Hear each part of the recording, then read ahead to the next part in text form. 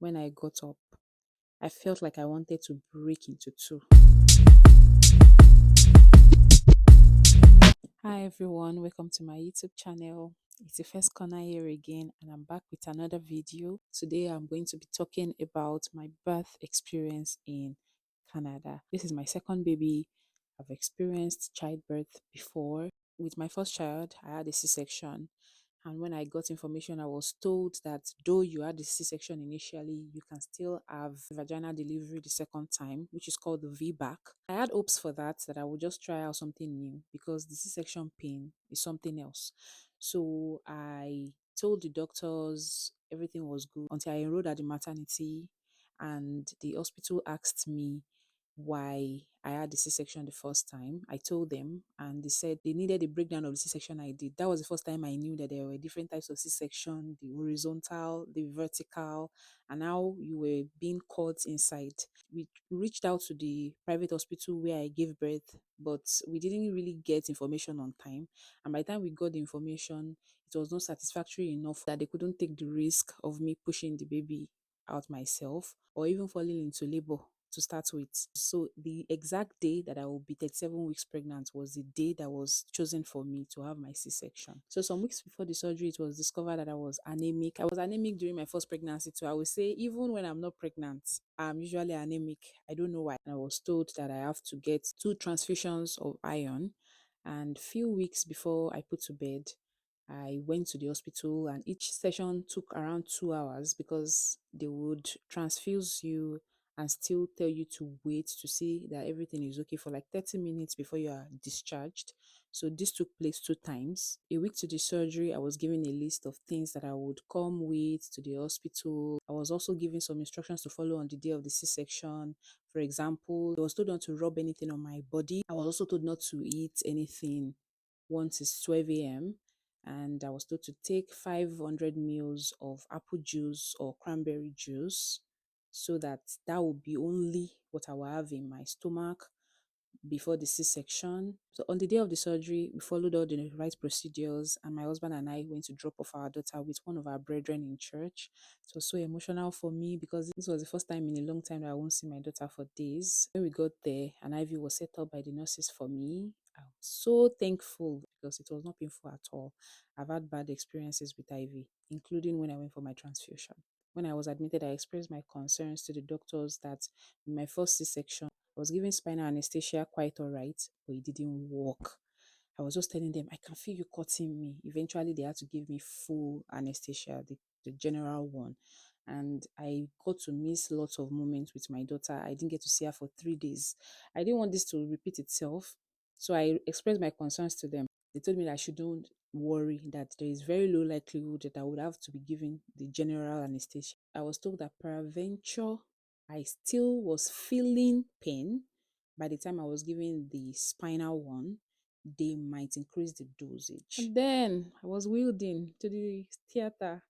No matter the number of times you enter the theater, you will always be scared when going inside. It's like, God, I'm going. God, oh, the person that is going should be the one to come back outside. Oh, I want to come out. Lots of fears. I want to see my baby. I want myself to be fine. I want my baby to be fine. Lots of emotions. But I trusted in God. I was given the spinal anesthesia, and my husband also was told to change his outfit and come in to meet me in the theater, which was very, very good for me. Like, it really gave me the confidence that, okay, you are not alone in this, you are not doing this alone. And when I was given the spinal anesthesia, I did not feel any pain. I only felt some pressure. Even when they were raising my leg up, I did not feel a thing. During the surgery, some people feel dizzy, some feel nauseous, some feel like sleeping. So from time to time, the doctors would ask me, are you okay? Are you sure you're doing fine? I would just tell them that the only thing I feel is the pressure. So my husband was engaging me. We were discussing, talking about different things when the procedure was going on. The procedure lasted between 30 to 45 minutes. And by 9:45 a.m., I gave birth to a bouncing baby boy. The moment they brought my son out, my husband shouted, this child looks like he fell. Because we used to have an inside joke that my husband would say, in their family, everybody used to look like each other, and that because Nifemi looks like him, automatically any child I give birth to will look like him. And I had already even accepted my fate. But he was the first person that exclaimed that, this child looks like Ife. He said to Yoruba, say, Omo yi jo fe o.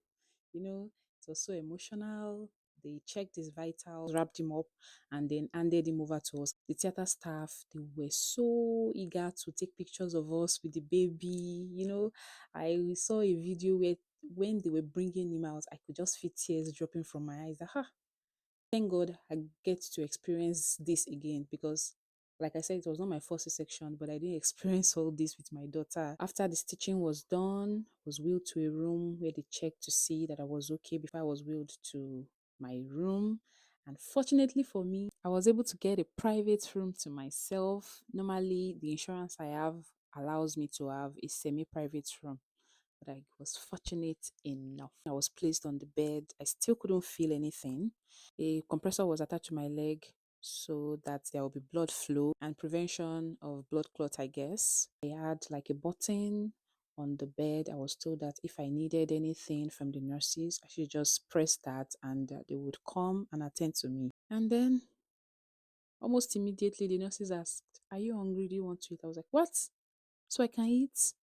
And they gave me they brought food for me, like, their food here, like bread sandwich, and then chicken soup, some fruits, fruit juice. They brought it to me. I ate it, but I still wasn't feeling it. I was like, no, no, no, no, no. I want something better. So my husband said he would go home to make amala for me. I'm not really a swallow person, but when my husband came back with that amala, I finished it. If you see the way I ate that amala, I finished everything. Now, baby boy did not eat for the first 12 hours.